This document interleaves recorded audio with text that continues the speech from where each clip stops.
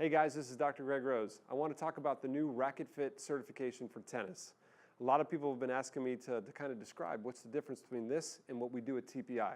Well, let me take you back 3 years ago. 3 years ago, the United States Professional Tennis Association, the CEO, John Embry at the USPTA, kind of approached us and said, hey, we're interested in you helping us develop for tennis kind of what TPI did for golf, trying to educate the medical and the fitness providers and even the coaches on how the body relates to the tennis stroke, the serve, the ground strokes, the forehand, the backhand.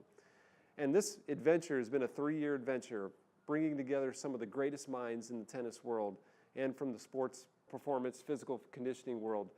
And I can tell you, just from my experience in the golf world, now in the tennis world, these two animals are very different. Even though they look similar, there's just so many differences. And I'd like to highlight some of the things that I've learned.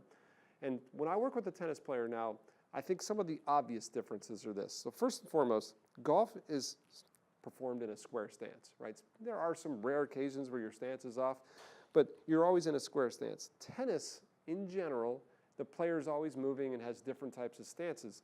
So they have their open stances and their closed stances, but a lot of tennis is done in a split stance. Now that doesn't seem like a big deal, but most of our testing in golf, when it comes to our TPI screen, is done in a square stance. If you look at our testing in tennis, like a very simple one, like our toe touch test that we do in golf, feet are together almost in a square stance. In tennis, we're going to take this to a split stance and do the same type of testing, but we're going to do a split stance toe touch because this is more appropriate for that athlete. That one might be a pretty simple, obvious difference. Maybe something that's not so obvious is golf is spent in a flex position, right? Like hips, average hip flexion somewhere around 40, 45 degrees in a golfer when they bend forward. Well, tennis, especially if you look at the serve, probably one of the most important stroke in the tennis game, they live in a much more extended position. Not only the hips extended in the serve, but think about squatting. We always talk about squatting in golf and how important that is for maintaining posture. You know, a normal squat, you can tell that this is a normal squat. And in our golf program, we're always looking for these bad squats where their heels come up, knees go forward. A good squat, butt goes backwards. Tennis is a whole different world. In serving, not only are they living in extension, when they go into the toss, they're actually doing a poor squatting pattern from a functional movement perspective. But from a tennis perspective, this is a great position to be able to create the type of shot you want to do in the serve. So we even do our squat testing different. We do our squat against a wall that allows them to get into that different type of squatting pattern.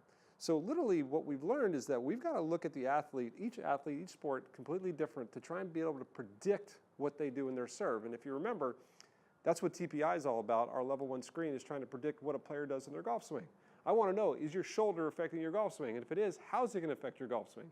Well, in the RacquetFit seminar, we've now identified in our level 1 class, we do the serve. And in the serve, we have our 13 characteristics that most tennis players, most tennis coaches would tell you, these are things you probably don't want to do that could create some biomechanical inefficiencies.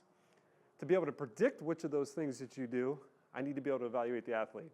And evaluating the athlete is very different in tennis than it is in golf. And we go through these patterns one by one. We have 15 screens that we use to be able to predict those 13 characteristics that we see in the serve. So the philosophy is the same. We don't believe there's one way to serve. We think there's an infinite number of ways to serve, but we do think there's one efficient way to serve, and it's based on what the tennis player can physically do. Our philosophy of how the human body is the same.